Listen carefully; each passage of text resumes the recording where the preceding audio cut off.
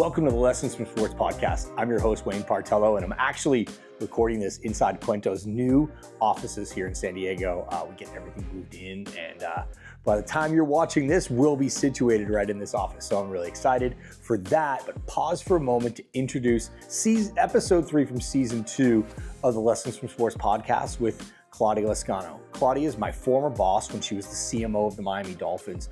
She joined the organization after years of working with Burger King, and then on the agency side before that, working with major brands all over the United States and the world. So really cool journey in her career. Now the CEO of Fuku, which is David Chang's spicy chicken sandwich brand. Cuento actually worked on that with her for a while. So we share all those stories of working together and things we've learned from each other and just lessons on the journey from coming up through the marketing ranks to now becoming a CEO of a company. So really fired up for this conversation. I'm excited you get to check it out now. Here's my conversation with Claudia Lezcano.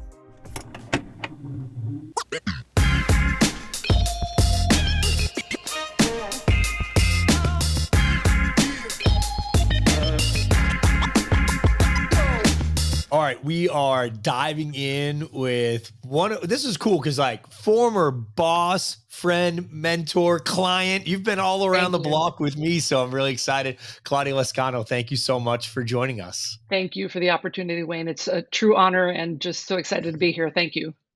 Yeah, no, I'm really excited for this conversation because, we worked together, at this point, 9 years ago. Yeah, a little bit ago. Yeah, a while ago, but you're one of my favorite stories as a leader because I'd worked for the same person, Jim Rushton, for probably 13 years and was really concerned. It was starting to worry me whether I was just good at working for Jim or whether I was good. And then they were like, we're going to bring in this new person. We're going to rip you out of the department you've been in and you're going to work for this new person. I'm like, oh gosh. And it was amazing. I had a lot of fun.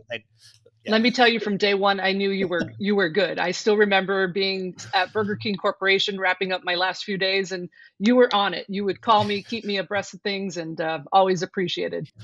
Yeah, no, thank you. And it was really funny. I vividly remember Mike D on the way out of work one day saying to me, "Hey, what do you got after this?" And I was like, "I don't know. What do you need?" He's like, "Let's go grab a glass of wine." Okay, that was a random request. And he was like, "So here's the deal. I've hired a CMO." I'm like, "Oh, that's amazing. Congratulations." He's like, "And you're going to work for her." And I was like, "Wait, what?" Wasn't planning for that. It's going to be great. It's going to be great. It was amazing. So actually one of the coolest moments for me because you and I got to embark on brand. But before we dive into all that, why don't you introduce yourself? Because I obviously know you. I'm excited to chat with you, but maybe you could tell the audience a little bit about yourself, your journey, and what you do today. Awesome. Very cool. And again, Wayne, thank you for the opportunity. Claudia Lezcano, currently CEO of Fuku from David Chang. So that's where I am in my professional journey right now, but it started many moons ago. I grew up in the marketing vertical of things. My dad had a small U.S. Hispanic agency in Miami, and that's really where from the age of 15, I said, "Dad, can I go work for you?" And he said, "Yep, but you got to learn it from the ground up." So waste baskets, running to Office Depot, all of the grunt work that we need to put in to make sure that we learn the business from the ground up. I even handed out coupons at festivals. So that was my beginning in marketing. Early career, spent some time at Burger King Corporation, then had this wonderful opportunity. Also, Mike D at one point reached out to a gentleman that worked at the Dolphins and said, "Hey, do you know anyone at the Burger King that has big brand marketing experience?" And my name was thrown into the hat. And then fast forward to January of whatever year it was, and I got to meet you, Wayne. So spent some time in sports at the Dolphins, at the Marlins, and then there's something about food category that's always drawn me back in. So had an opportunity to work as the head of marketing for Church's Chicken, and then this huge opportunity now, 2 years as a CEO of Fuku, and we're based out of New York and at about 20 sports venues right now, which is also an interesting tie between my background and sports. The cross section of food and sports, and my cross section is entertainment and sports. And I think our time on the team side has prepared us for what was coming next. And I think that's amazing. Well, yeah, your journey was great. I think the moment when we got together was a pivotal moment for the Dolphins.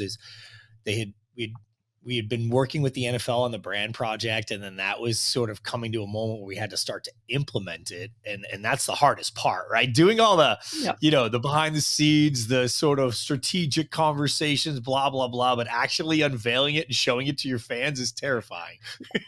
And then some, especially as I think you know, Wayne, and many know, I'm a fan. So I often tell the story of um, first day on the job. I think Mike came into the office, put a helmet with a current logo on my desk, and said, "That's the first project. We're doing a rebrand." And I was like, Yeah, "Whoa, all right, let's go." it was intense. And I remember a moment with Mike, and you were there as well. We were looking at uniforms. I remember we had a model, and he would like come in the room, and he had like all these things on, they would hide them. And he was just like, "Hey, not many people in their career will get this opportunity. Like, Yeah, enjoy every second of it." And I really did. And going to work with you was my first foray into real brand work, and it was, gosh, I learned so much in that journey of like, listen, nothing's perfect, right? Like, we learn from the good and yeah, the bad. And I think sometimes you and I, many like us, learn more from our mistakes than we do from the wins. absolutely. Those will keep us up at night. So Absolutely, definitely, and there's the evidence, right? yeah. It's still up there. Yeah, I love it. It was, it's amazing to now turn on a game, or my family and I will be, somewhere, and my kids love like, "Oh, there's the Dolphins jersey, dad." It's pretty cool. And to your point, right? Like, seeing your, like, for your dad to have seen, Yeah, you get into this, that must have been a pretty cool moment for, like, growing up. But I know you were a diehard, still are yeah, a diehard Dolphins fan. Just the pain and anguish of all these years of disappointment, and that, but for your dad to see you and your mom, like, that moment must have been pretty cool. yeah. That was really special, and I think some of you, or not some of, well, Wayne, I think you know the story. At 8 years old, I was sick and tired of taking piano classes, so I somehow um, pitched to my dad, and I think this is how I got into marketing. Really, I said, "Hey, Dad, I'm done with piano classes. So if I sell our piano, can you and I buy season tickets with the money from the sale of the piano?" And my dad's like, "What 8-year-old kid is going to sell a piano?" Right. So he shook on it. Little did he know that the day before I'd taken Polaroid pictures of the piano and actually pre-sold it to the front door neighbor because that little girl had started taking piano classes. So we shook on it. 5 minutes later, all the dads were at the front door to carry off the piano, and he and I had season tickets from that moment on. And it was chapter one of eventually becoming the CMO of the Dolphins, which was very special for him for sure. Yeah, yeah. And there's so many, but one lesson for me before we get into your lesson from sports, but one, being as I like to call myself, a giant white dude from Boston, getting dropped into Miami, right? That was my first real experience with actual diversity and like marketing to different segments, right? Boston was pretty similar, right? Like, when you're marketing out there, you were kind of reaching a very blanketed audience. And when it got to Miami, even like our design room, we tried to Right. design it in a way that it was very diverse. So there was all this, but the story that I tell all the time, because when I got to San Diego and we started talking about like Hispanic marketing, and everybody's looking at me like, who are you to be telling? I'm like, no, it's not from me. This is from my old boss. I promise you. Like, she knew what she was talking about. I just listened a lot. But I remember it. I actually told this the other day. I was speaking at a conference. Somebody asked me about like diversity and marketing. And I said, sometimes you just have to listen. As a marketer, the most important thing you can do is pay attention to your audience. And we were at a mall. I remember it so vividly. And we had the cheerleaders, and we set it up beautifully, just like you would design it. There was a table, and they were behind it, and they were signing autographs, and Yeah. the whole crowd was back, and the music was playing, and everybody was sort of in their space. Yeah. And you were like, "It looks beautiful, Wayne. You did a great job. You have one mistake." I'm like, "Okay." She was like, "You built walls." She was like, "Look at the barrier you created between the brand, our people, and the fans." She's like, "Remove the table, have the cheerleaders stand up and see what happens." And I remember it so vividly. The Yeah. girls stood up and they started dancing a little bit. And then little kids instantly started going up and started dancing with them. And everybody came together by removing that one piece of beautiful marketing and Yeah. branding, but it was disrupting the ecosystem. And I still to this day walk in and be like, watch how people are reacting to what in the lab sounded perfect, but in reality may not be what was right for that community. And I just so you know, that story, Love that it. lesson has gone everywhere with me because it was a moment for me to be like, it isn't what you know, it's what you can pay attention to. That makes Amazing. sense. Amazing. Yeah, Yeah. it's so much about listening, right? And in that instance it was we are now a part of the community, right? The simple moving of that table was we are part of the Hispanic community in Miami. So I'm glad to hear that was helpful. Yeah, that Yeah, it's one really funny mistake. though. Like for me to be teaching that lesson, I'm like, no, you don't understand. Like, just so you know, like I bring you with me because I'm like, no, it's what I learned, not what I know, And it's like, Amazing. and like, one of my other favorites was you took me to Versailles, Yep. and you tried to warn me to go easy on the cafecito, which I Cafecito. did not. I remember going back to the office and my eye was twitching. You thought it was the greatest thing ever. My eye was just going nuts all I think day. I'd warned you. So at this point, I'm laughing at you. I'm like, I told you this is not what you want to be doing. But yeah, Yeah. that Cuban cafecito is special.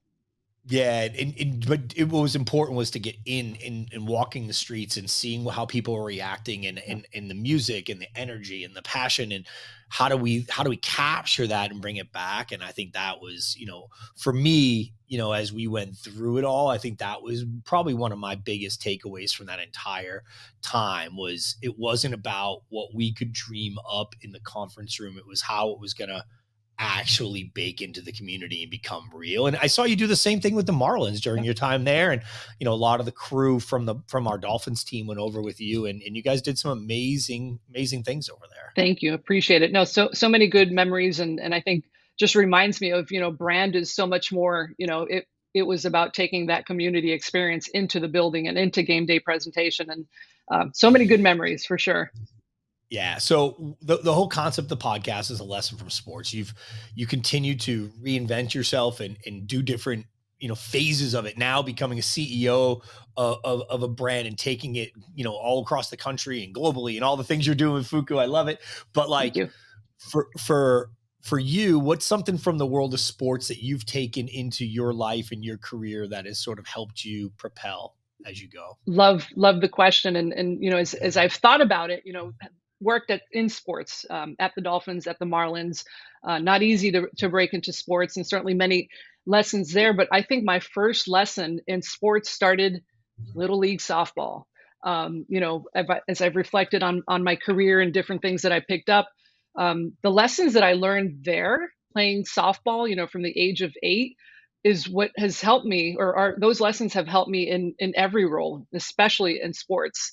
Little league, you're 8, 9, 10 years old, you're starting to find your way in the world. And I still even remember, I was thinking about this, how I got into sports.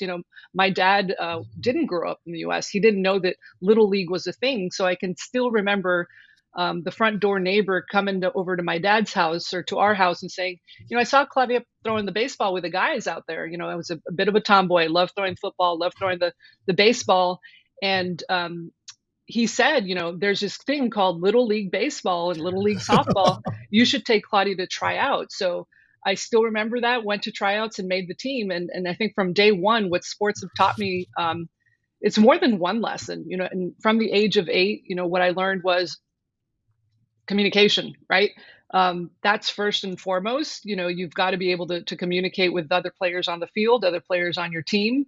One thing that I think we forget sometimes as we become professionals, practice.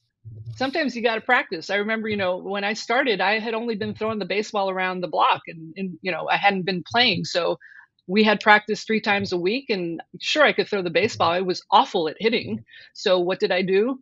Practice, practice, practice until I could, become a better hitter. I ended up being on the number 4 spot, right? So communication, practice. Sometimes you got to prove yourself. I learned that early on in Little League as well.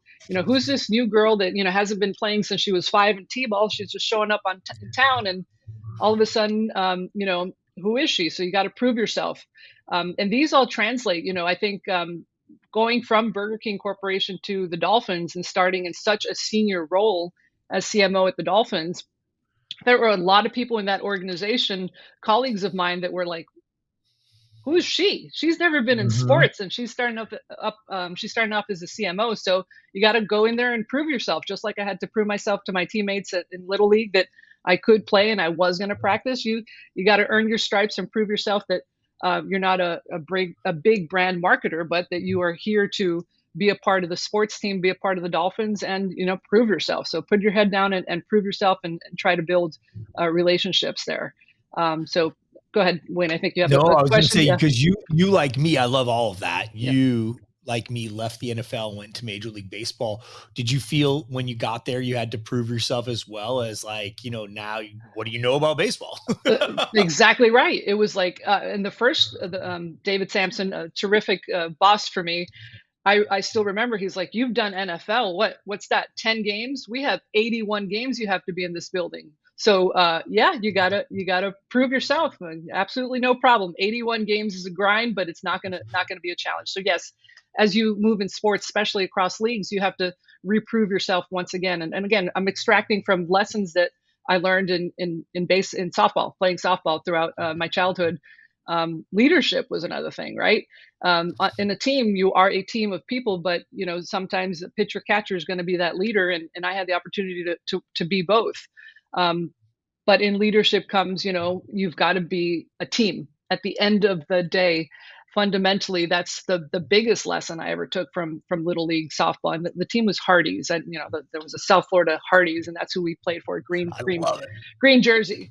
But teamwork was so imperative. It isn't about one or two people on the team, as you know this, Wayne, on any team, any sports team.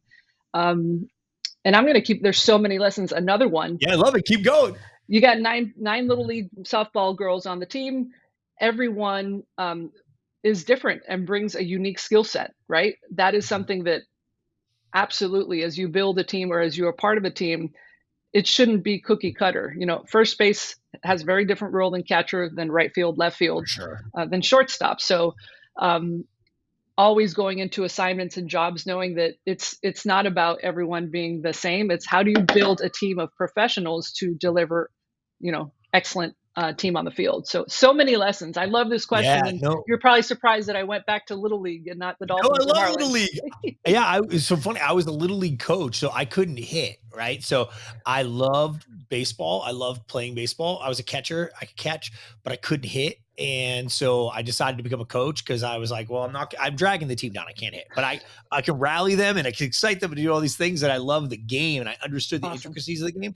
So I love Little League. I think I agree with you. I think so many lessons. That's why I love, the team sports for our kids is like getting in there and learning those lessons and being humbled at times. I think you're right. Like we Losing. forget to You, practice. yeah. Like, Practice and losing, right? Sometimes you lose. You're not going to win all of them.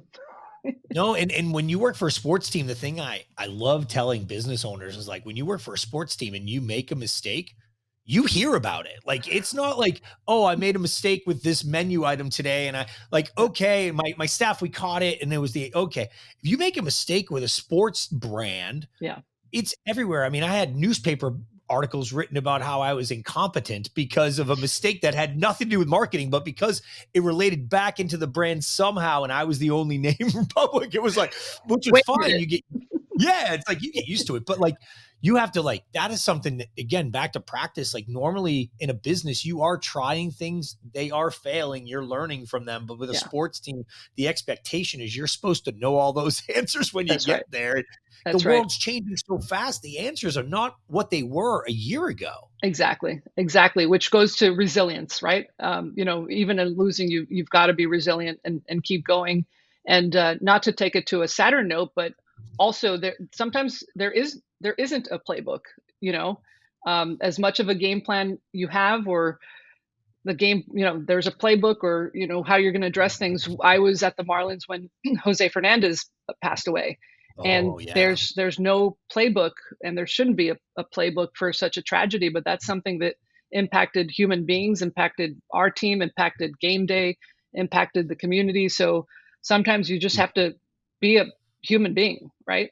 And listen to what the community wants Yeah, and needs. Yeah, that's a tech. I mean, that is yeah, listening, right? yeah, Like it is not about you at that moment and what your brand, all the things that we learned yeah, to do that at that moment. Wow. I forgot that you were yeah, there for that. That is, yeah, that's wild. yeah, Look, you and I both did when Jim Mandich passed away at the Dolphins yeah, and I, powerful, right? But different with a current player. You know, when Mad Dog was an icon in Legend. South Yeah. Florida, legend. I remember drinking Heinekens on the field afterwards with everybody, and I still like. I mean, that's, you know, he was amazing, and you know, but he was sick for a long time, and so we were kind of bracing for that terrible moment. But the Jose Fernandez thing was like so shocking and so fast, and you know, and South Florida too, right? Like just a Latin kid who like the community was rallying around this like kid. So yeah, really tough. Yeah, and that's a lesson. Where another lesson. Sometimes we're not in control, right?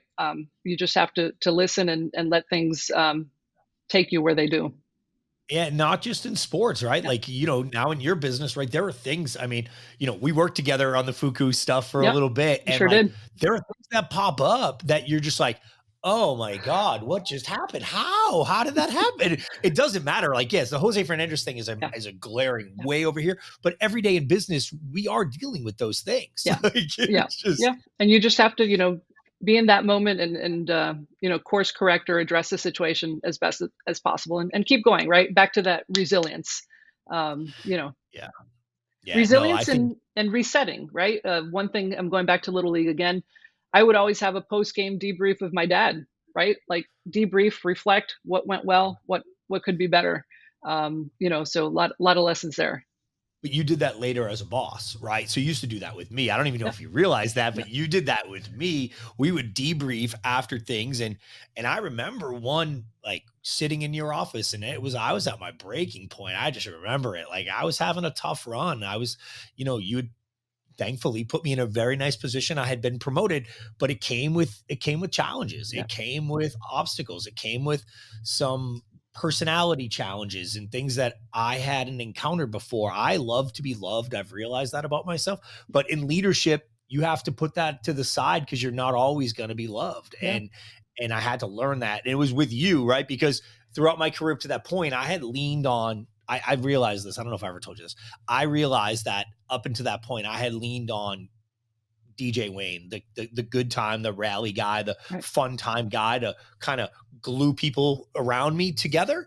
And at that step, that was no longer good enough, right? You now had to be the boss and you had to be respected as the boss. And I didn't realize that. And you helped me through that. I remember Mike walking into your office and I was literally on the verge of tears and Mike looking at both of us being like, oh, He's like, I'm leaving now. He did. He just goes, I'm gonna let you guys to it. And just kept going.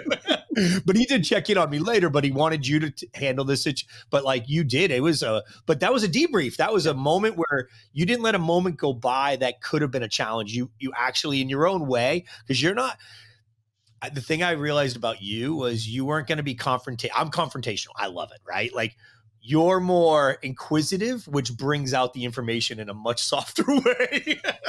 And usually from the person, right? The person will Right. reveal the information. Yeah. In this That's case, exactly you. right. Yep. Yep. Yeah, no, and I learned that. I use that in my future. I'm like, God, Claudia has a way better way of doing that than I do. It's like softer and more. Yeah, but the bull in the china shop works at the beginning of the process for me, right? Like when they drop me in somewhere, like, hey, go in and just see what's going on.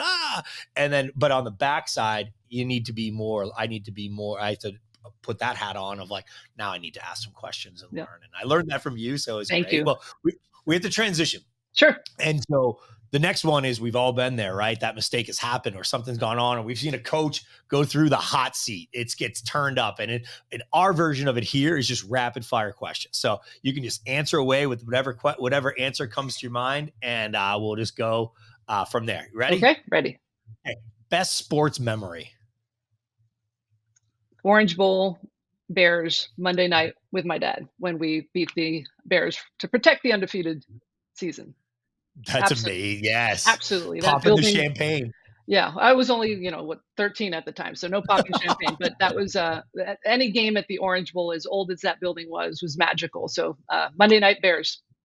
Yep. Isn't it amazing how those old buildings can kind of just like, there's something about it. It's just wild. I can still remember the sound. Yep. Everything. And memories with dad. And, this is kind of, sometimes you'd have something dripping on your head and then probably wasn't water. A bit of an old stadium, but Orange Bowl, that was it. Monday night Bears, Dolphins, 85, I believe was the year. What was your best memory from your time working at the Dolphins?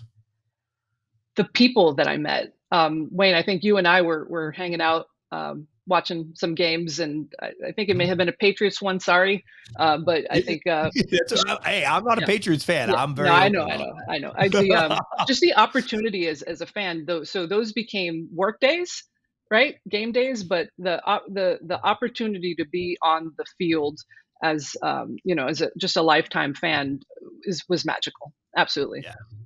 Best boss you ever had? Best boss wow, that's a really tough one. They've all been great in different ways. Um, Best boss, I'm not gonna say my dad because he wasn't my best boss. He was a great dad, but he wasn't my best boss. I I was wondering about that. That's why I asked the Yeah, question. not my dad. No, he and I butt Yeah. heads, but we worked through that. Great dad, but challenging boss. Yep. Wayne, I don't know. That's a just you stumped me on that one.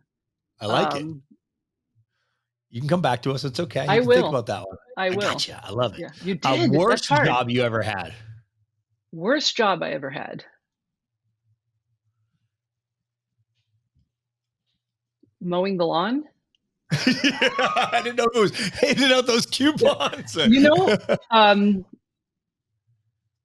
they've all been amazing. I mean, they Yeah. all have struggles and challenges, but I can't say I've had a worst. I've learned. I am where I am today because of every single job I've ever done, including selling shoes in high school, handing out those coupons on Calle Ocho. Um, I don't think I've been so blessed. I Yeah. don't think I've had a It's worst. amazing. Yeah, It's good. yeah. What's your favorite campaign you ever worked on? Favorite campaign? I have to say that the Whopper Freak Out campaign that we did at Burger King, that for its time, your listeners, viewers are probably way younger, but for its time was No. very innovative. It was basically candid camera reactions to taking the Whopper off the Burger King menu. So I think Yeah. that was definitely a favorite for me, not just because of the execution and how creative it was at the time, just filming people freak out when we said there were no Whoppers, but then the strategy behind it. It wasn't just a one-off. So that Whopper freak out. Love it. Yeah. I love it. And there's some of those campaigns. I just connected with a buddy who did the original Twisted Tea campaign Nice. where they did it was like the rap video on Nantucket, and it was just hilarious. But it was right for its time, it was ahead of its time. Like looking at where we are now, that campaign, the Whopper campaign, crushes in 2024. Oh yeah. Like if you go back and look, there are those campaigns, and so does his Twisted Tea campaign.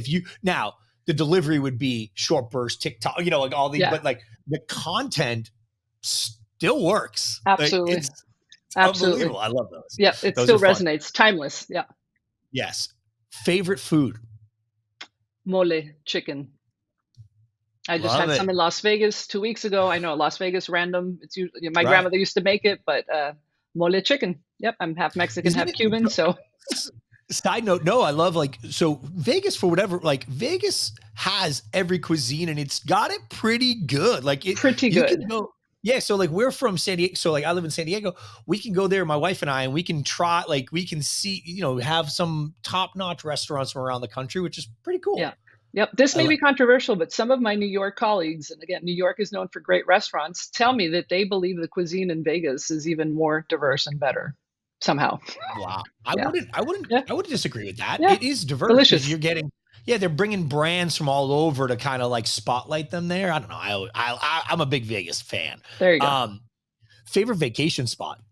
Oh, that's Sanibel Island. It sounds so boring and lame, but that was something. It was a family memory. Haven't been back since that awful hurricane a couple years ago, but Sanibel Island, Florida. Yeah. If you had to choose for the rest of your life, you could be a fan or in the front office. What would you pick? Oh, great question. Fan. Fan first. Fan Always first. been a fan first. Fan first, definitely. And again, loved. Not many people have the opportunity and the blessing that I've had to work in sports. But fan, as a fan, I don't have to wear the high heels, the dress, get all made up to go to a football game. I can go have a beverage, an adult beverage, and a hot dog and watch the game. Right. Not only have not many people had the opportunity to work in sports, not many people had the opportunity to lead their favorite brand, Yeah. like sports team brand. Like the percentage of people who work in sports gets small. That gets that's tiny percentage Tiny. of people get It that is. Yeah. opportunity. Yeah. It was, I always remember that because it was like you had to compartmentalize.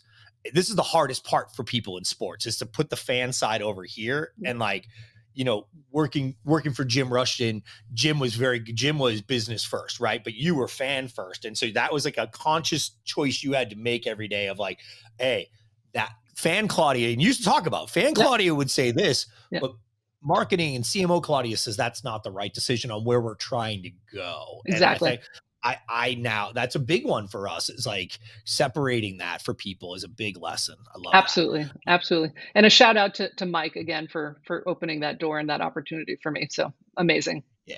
Mike, we talk about Mike a lot, and Mike had this ability. He took risks on people, right? That may not fit the box, right? Like you had this amazing brand experience bringing you into sports. You were like, people are questioning me. I was a DJ. Like, you think people were questioning you? Like, they were like, who is this guy? Like, but like amazing to put it together. And I remember when he met it, he was like, hey, you two are going to complement each other just like this. It's going to work really well. I can see it. He's like, it's going to take a little work because you don't know each other, but I promise you, like he could just see it. And it's an amazing gift. And his mentor, Larry Lucchino, did the same exact thing. And that's how I grew up in Boston, was watching Larry build those power front offices and dreaming of being a part of it. And so pretty cool. Shout out for Mike. Love you, Mike. Yep. Favorite TV show you watched this year? Oh gosh. So boring. Like I don't watch that much TV, but just sometimes to unwind and just get a good laugh. The Golden Girls. Really? Stop it. It's so well written, and for its time, it's beautifully written. So progressive for, whatever it was in the 80s. It's just, it's funny. I find it funny. The writing really clever. And again, don't watch much TV, but that or The Diplomat. The Diplomat's amazing. I'm not a big TV person either, but that one, my wife and I started, and it's really good. We try to have one show together. Funny. Have you gone back and look at the ages of the women on the Golden Girls during the filming? I may be older than them. No, we are 100% older than some of them. It is so crazy to like look at what it was versus where we are today. It's just unbelievable. Anyways, all right, last one in the hot seat. All right. Favorite menu item at Fuku right now? Oh, the OG. You? Definitely the OG. The OG. With the dark meat, not the white meat. So dark meat OG. All the way back, OG. Love 100%. Yeah. See, I'm a tenders person. Like I'm like so for me, sandwiches are like, it would be a second, like for like I love just the chicken. Anyways, and then the sauces and like I gotta get you some tenders stat. Yeah. I'm like a chicken tender connoisseur. You may be able to tell, but it's like crypto's not too far from you. We've got no, not at all. There. I love it. Yeah, that's a big one for you guys. Congrats. That's great. All right, last thing. So this whole thing is about providing value. This whole concept of the show is when I was coming up, and you talked about, the opportunity to watch your dad and then sort of get into the business with your dad. One of the things for me is, with the age of internet and social and all these things, people can have access to you and me, like, and others without ever meeting us. And I think that's just so amazingly powerful, and that's why I do this. I'm doing this because there's a 14-year-old Wayne or a 14-year-old Claudia in the world that is trying to figure out what's next, and they have an opportunity to hear from Claudia. Amazing. So what advice would you give somebody today who said, I want to work in marketing? The great question. I mean, wear your passion on your sleeve, right? Let the world know that you want to work in marketing, and then take the steps to make it happen, right? You can't just talk the talk. You've got to learn about it, evolving new technologies, really get immersed in all of that, and the impact of of ChatGPT, AI, et cetera, into the marketing world, right? How are you going to be a marketer of tomorrow with the technologies that are coming up today? So learn your craft, but then tell everybody about it, right? I think the way that I found my way to the Dolphins was because everyone at Burger King knew that I was a huge Dolphin fan. And this gentleman, Pablo, that now was working at the Dolphins, told Mike that I was a Dolphin fan and maybe he should talk to me. So wear your passion on your sleeve and do the work. Put your head down and do the work and do it well. I love that. That is such great advice. So be yourself, Yeah. right? And tell your cuento. Yeah. Like it's 100%. okay. Absolutely. It's all right. Yeah. And be okay that there are going to be people who don't love that, right? You probably worked with some Jets fans who had like a little edge for you, but it's like, it's okay. You know where I stand. I'm a Dolphins fan. Exactly. It's everything. Definitely. Now being a CEO, right? What has been the biggest lesson that you've taken away jumping out of the vertical of marketing where you were your entire career? What's been the biggest lesson that you've learned in that role now? Yep. So two quick things. It's been amazing that in my first 2 years, the little time that I was able to spend in marketing. So as a marketer of my entire life, as CEO, you're making a shift to the global business, really. So that's been not a learning, but just something that, marketing is a piece of the total company. It's not everything. So that has been something, of a learning, something that I've enjoyed learning other parts of the business and setting a plan. Always set a plan, right? First thing I did was work with my team to set a true north for the company and where we're going. And I think the second thing is, again, owning being a CEO. Don't have imposter syndrome. Early on, I'd get nervous or just weirded out about saying I'm Claudia Lezcano, CEO of Fuku, because I think maybe a little bit of imposter syndrome. But then I had the opportunity to speak at a University of Miami alumni event in New York where I had to introduce myself as a CEO of Fuku. I had no other choice. And the lesson there was I have a responsibility to share that I am the CEO. There was a young Hispanic woman that came up to me after the event. She's like, I'm 22. I just graduated from University of Miami. I'm Latina, and now I know that I can be a CEO. So it's a role that I've worked hard for and I've earned, but it's also a responsibility for me to share, right? To share my story.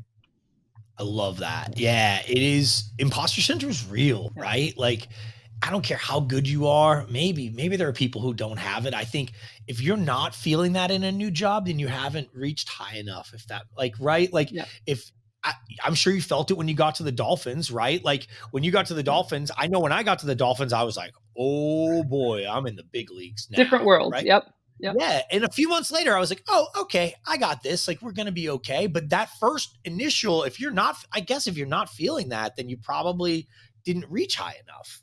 Possibly. You're a little too comfortable. Potentially. Yeah. And I love it. Okay. Last question. Yes. I've heard that 3 times. Look, I'm landing this time, by the way. Okay. I always finish with this question because I love to finish on a high note and I just love to hear what people love. What's the best part of your job now? The people. 100% the people that I'm working with. It's always about the people. There's the people that you work with, the partners that you've been able to have. We've worked together, Wayne.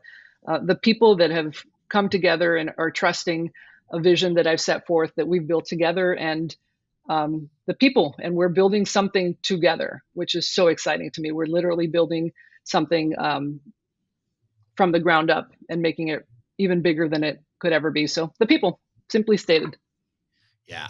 And you touched on a word there that with the people is so important, which is trust. Yeah.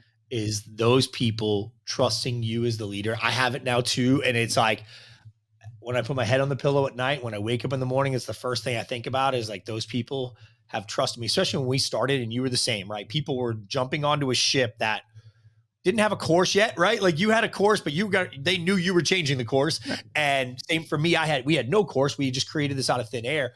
Those people jumping onto that ship with you or staying on that ship with you to say, yeah, you're the leader I want to get behind. And where you take us, I trust you that you're going to get us there and that you're going to be a fair and honest and trusting leader. I think that is a great takeaway for people. If you're looking up the top of, I just did this presentation for my staff where I made myself the captain of the ship and I was trying to explain that like some days you have to look out and see that there's a cloud ahead of you that you know, if you're working in the machine room every day and you're working, I'm looking out and seeing clouds coming at us and I'm going, oh, we got to turn to the right here. Yeah.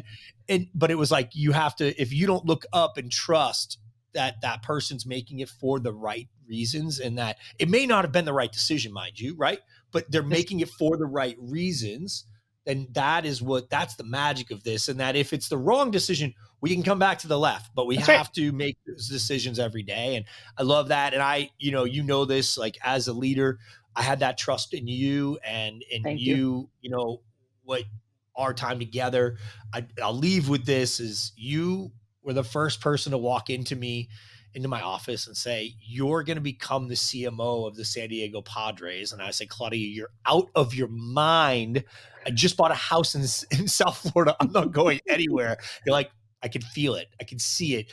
I think this is happening." And I'm like, "No, no, no, no, no." And then I Fast walk into forward. your office. I'm like, "Claudia, I have to talk to you."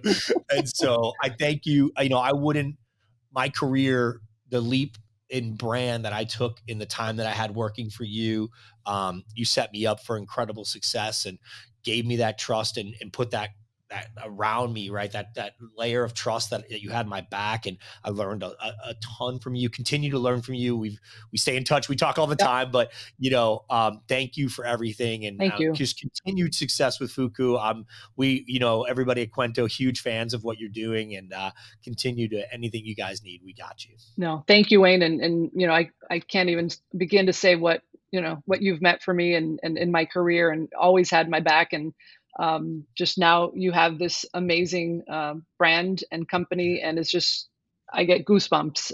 And it's an honor to continue to work with you and connect. And thank you. Just thank you. Thank you for everything. And thank you for this amazing opportunity.